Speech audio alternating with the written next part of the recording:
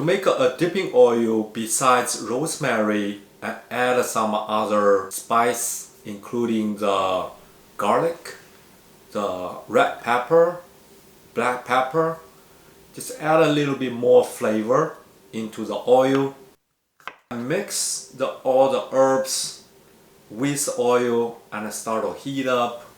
And once I see the bubble coming out from the herbs, and reduce the heat to the low heat. Just keep it simmering because the oil has a much higher temperature compared with the boiling water. The moisture squeezed out or vaporized from the garlic and the pepper. We normally use dry herbs. During the boiling, you can cover with a lid, but you don't have to.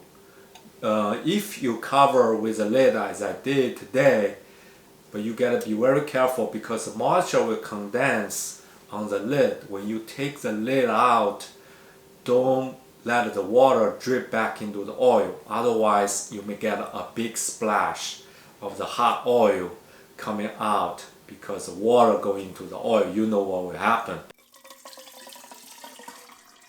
After 10 minutes, stop the heat. Let the oil cool down before strain it out so I can get a clear oil rather than mix with the herbs. If you like the herbs in the oil, you can keep it. So now you make the rosemary dipping oil.